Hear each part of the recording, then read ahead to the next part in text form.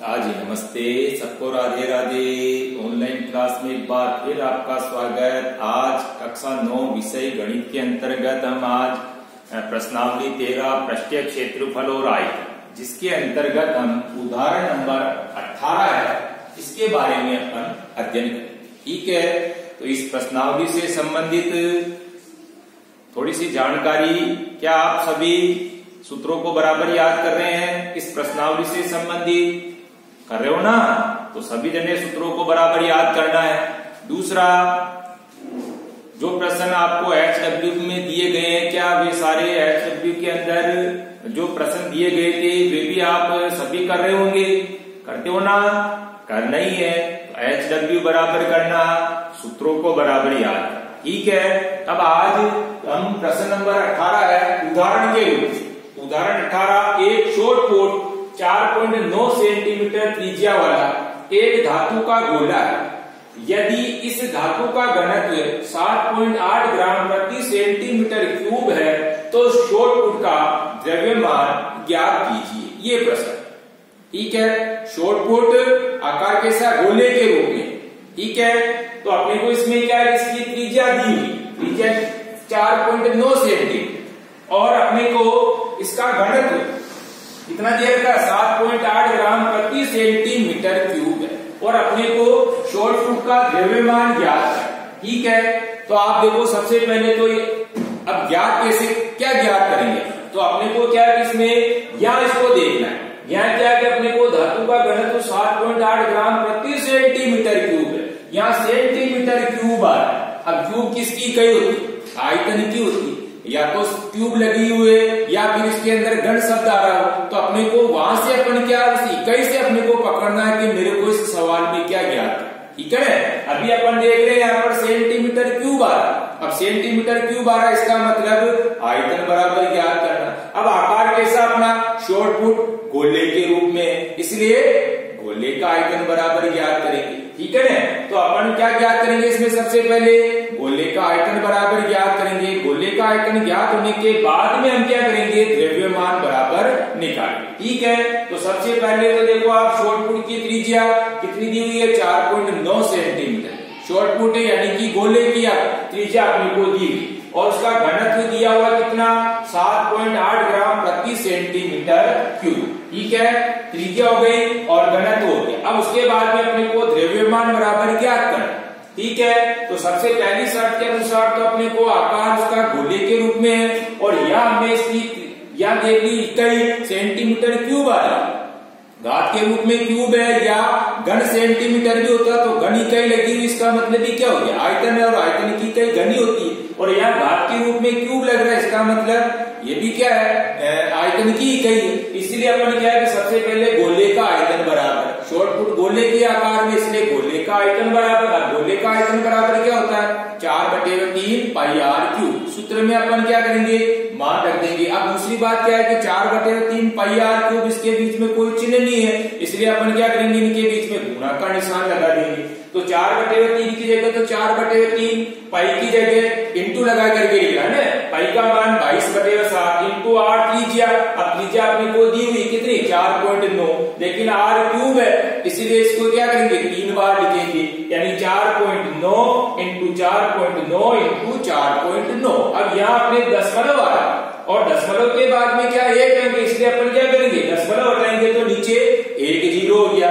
जैसे दशमलव हटाएंगे तो दशमलव के बाद में एक संख्या आ रही है अपनी, इसलिए अपन नीचे क्या करेंगे? 1 0 लगा देंगे, तो नीचे क्या बन गया? आपके 10 बन गया। इसी तरह से यहाँ भी 4.9 है तो पॉइंट हटाया, पॉइंट के बाद में एक संख्या, इसलिए नीचे क्या हो जाएगा? 1 0 लग गया, तो ये भी क्या हो गई? 10 हो गई।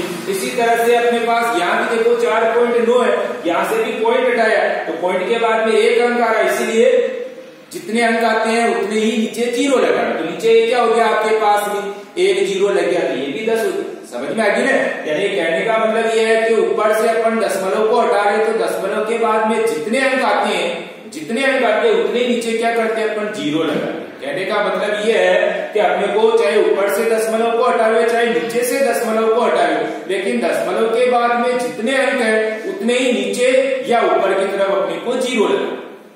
ठीक है ना, जैसे 4.9 है, अब पॉइंट के बाद में एक अंक आ रहा है, इसलिए बटे में क्या हो गया कि 1 0 हो गया तो 10 हो ठीक है। इसी तरह से 4.9 है, दशमलव हटाए तो दशमलव के बाद में एक अंक है, इसलिए बटे में क्या हो गया कि 1 0 यानी 10 हो गया। इसी तरह से यहाँ भी अपन देख रहे 4.9, पॉइंट के बाद में एक अंक, इसलिए पॉइंट हटाने के बाद में नीचे क्या हो गया कि 1 0, तो नीचे यहाँ भी क्या बढ़ गया 10 बढ़ गया।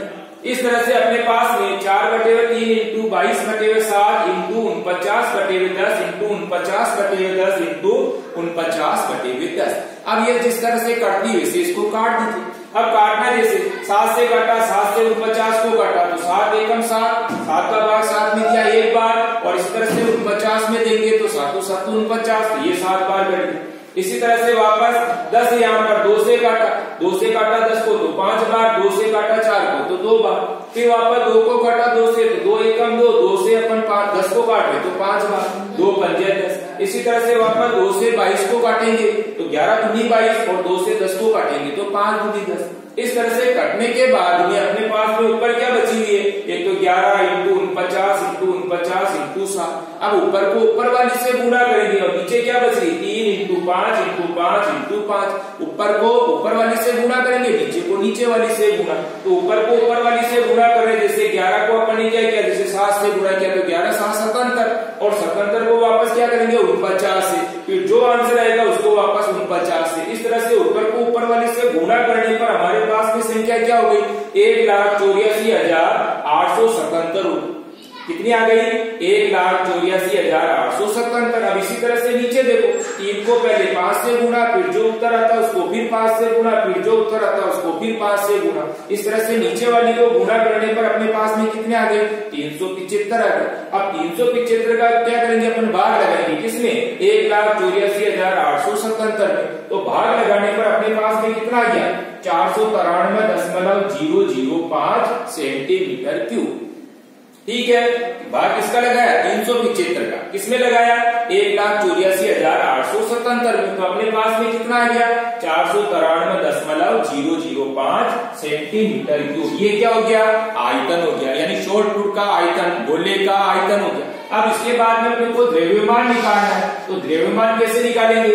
अब देखो धातु का घनत्व प्रति सेंटीमीटर क्यूब, यानी 1 सेंटीमीटर क्यूब का घनत्व कितना दिया हुआ अपने को 7.8 ग्राम दिया हुआ। प्रति का मतलब 1 सेंटीमीटर क्यूब का घनत्व अपने को कितना दिया हुआ 7.8 ग्राम दिया हुआ। तो अपने पास में कितना है 493.005 आ रहा है, तो हम क्या करेंगे 493.005 को 7.8 से गुणा कर देंगे, तो द्रव्यमान बराबर क्या हो जाएगा, द्रव्यमान बराबर यानी 493.005 को गुणा करेंगे 7.8 से। ध्यान में आ गया ना, प्रति सेंटीमीटर क्यूब धातु का घनत्व दिया हुआ है 7.8 ग्राम, तो 7.8 ग्राम को हम क्या करेंगे 493.005 सेंटीमीटर क्यूब से गुणा करेंगे, तो क्या निकल जाएगा द्रव्यमान बराबर निकल जाएगा। तो इस तरह से इन दोनों को गुणा किया, तो गुणा करने पर हमारे पास कितना गया 3845.439 ग्राम हो गया, यानी उसका द्रव्यमान शॉर्ट पुट का द्रव्यमान कितना हो गया 493.005 को अपन गुणा करेंगे 7.8 से, तो गुणा करने पर हमारे पास में 3845.439 ग्राम होगा।